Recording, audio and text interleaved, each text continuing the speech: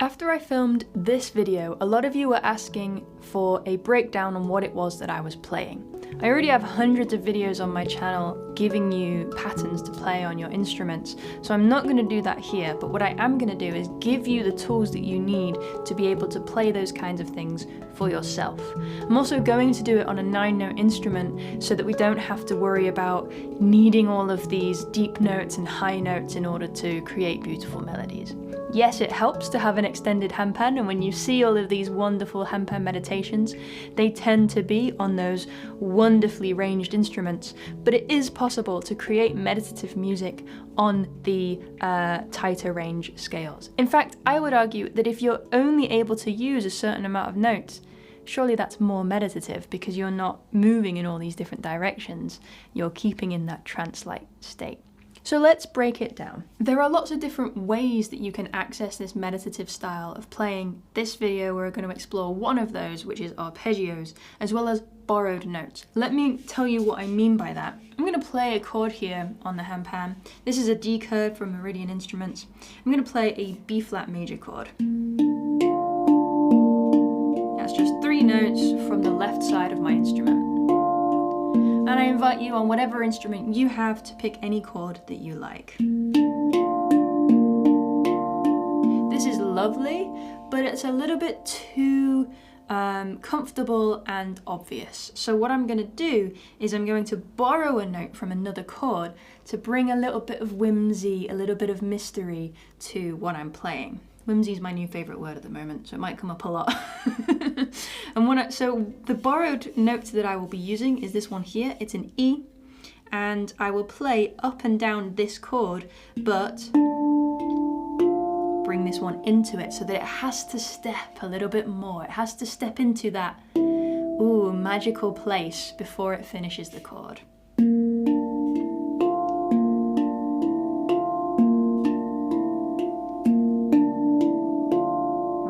Just makes it a little bit more intriguing than... I'm still counting to 4 either way.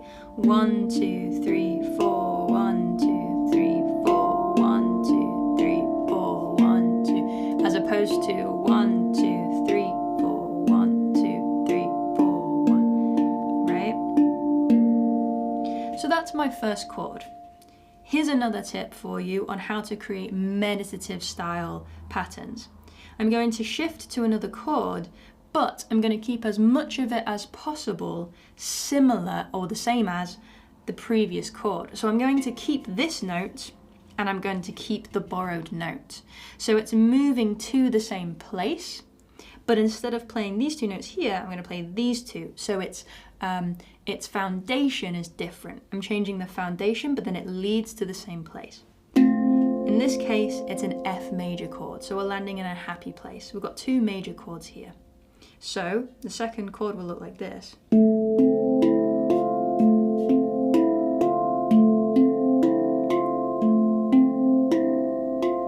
This is the F major chord. This is the borrowed note. You can do this in whatever hand pattern you like, whatever feels most comfortable for you. So let's hear how that sounds shifting between those 2 notes. 2 chords, sorry.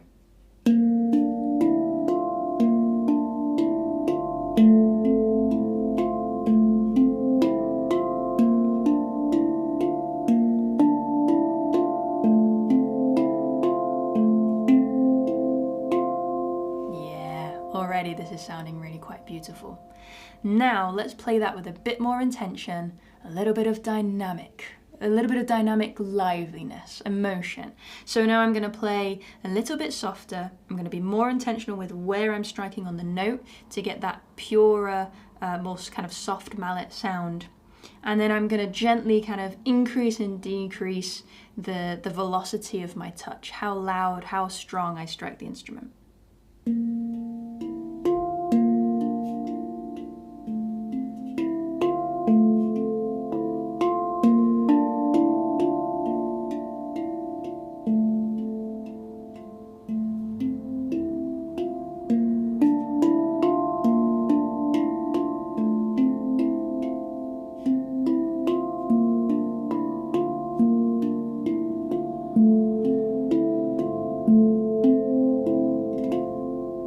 It's very subtle, but it just breathes a bit of life into what I'm playing there. Another way that you can breathe more life and really bring the listener along with what you're playing is to add some very subtle flams. A flam is when you strike one note just before, or you strike even the same note twice. One is very, very quiet and the other is the actual strike. So it's not two separate strikes, it's one strike, but it's got a little pickup into it. Right? So wherever I've just been, I like to do it between separate notes so that it kind of takes you on that journey towards the next note. This first little pickup, little grace note, is really quiet, and the actual note that I'm heading to is the same volume that it normally would have been. Right? Here it comes. Just adds a little bit more flavor. Nice. So now to turn it into a song or into a composition, we're going to add melody. The easiest way to add melody is to choose a note towards the top end of the instrument. The higher up the instrument, the less likely you are to clash and the more clear it is as a melody note. And we're going to play that melody on beat 1 only, so that means at the same time as playing the bottom note of our chord, right? So it'll be here.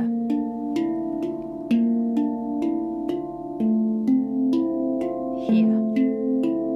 Here. Here. Here. Here, right? Whenever that lowest note is playing, I'm also going to play a higher note. That means now we need to have good control over our hand independence a little bit. But it's perfectly achievable because it's only one time in the whole flow. So now you're giving that illusion of two separate things happening, even though there's only one player on the instrument, it will sound like two different people in the band, if you like, in the orchestra, playing their roles. So I'm going to do this note here, one of my higher notes, and that will come in on beat 1 like this.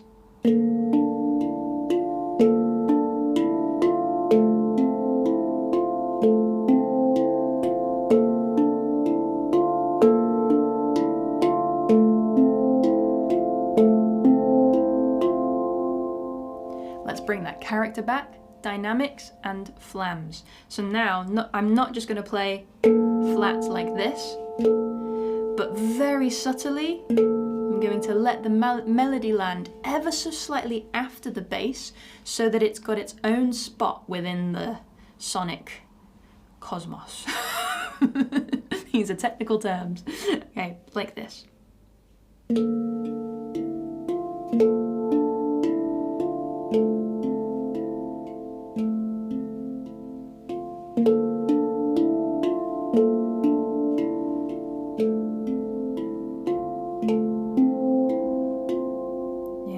That melody just landing ever so slightly after, so that it's got its own existence.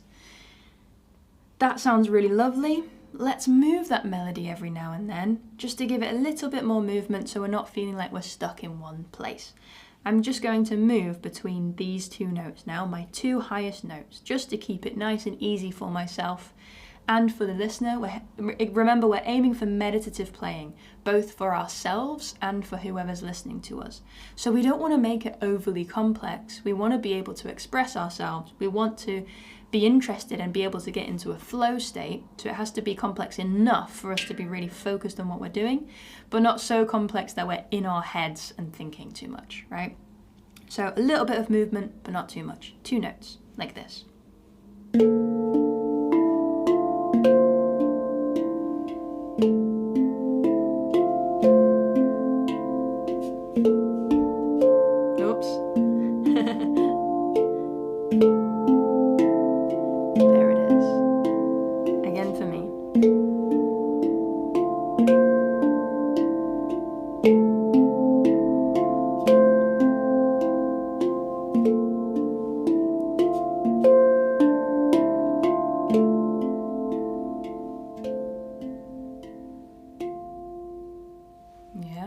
So This is really interesting in that the chords are acting as your main harmony, but because you're breaking up those chords and you're adding a borrowed note from another chord within the arpeggio, it almost sounds like its own melody as well. It's almost like you've got two melodies happening together to really create that beautiful circular feeling, right? To really get you into that trance. You can take this another step further by adding some movement to that melody and bringing in some little steps into the melody at the end of each phrase, so that instead of just arriving suddenly, we are moving towards that note. So the important thing to remember here is, as we start to add notes, it's really important that you don't add beats. So within your pulse, 1, 2, 3, 4, 1, 2, 3, 4. In order to be able to add melody, sometimes you will have to put that melody where the arpeggio would have been, or where your groove would have been, or whatever it is you're playing. Instead of adding it as well, then you'll end up with a count of 5 or 6 or whatever. You want to be able to keep that count of 4, so instead of playing some things, that's when your melody comes in, right? So like this.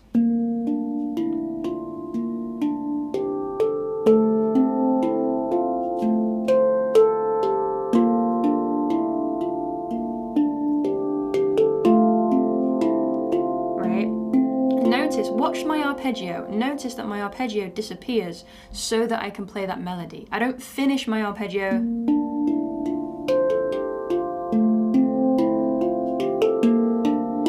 I don't complete the arpeggio and then add the melody, because then the rhythm goes all off and it starts to feel jarring. I stop the arpeggio, and in that space I'm still keeping that pulse and that count in my body. In that space, that's where I put the melody. Here. Or just space.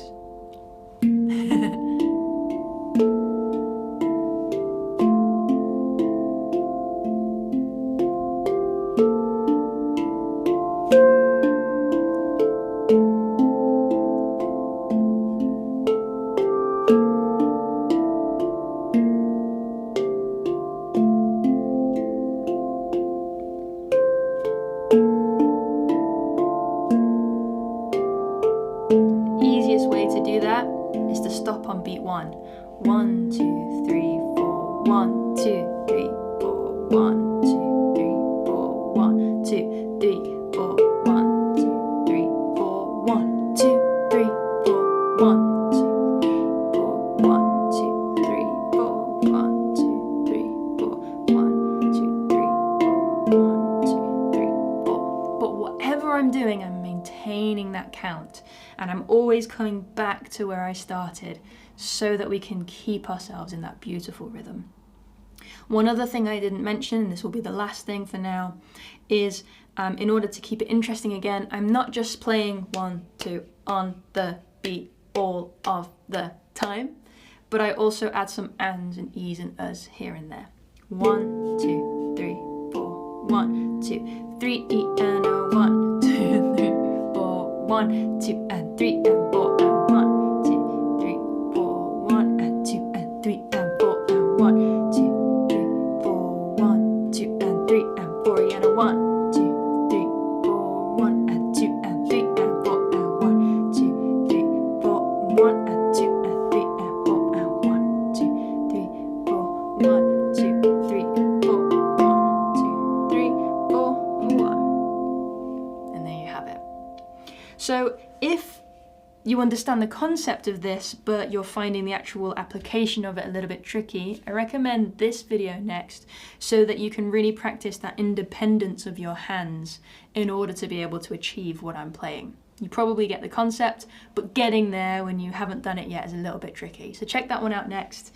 And yeah, best of luck, enjoy, and create. I invite you to really create your own meditations. Don't just follow the patterns that are posted on the internet. Don't just take for granted what we're playing here and sharing with you. I want you to really create your own stuff. Do your own thing. Yeah, enjoy. I'll see you in the next one.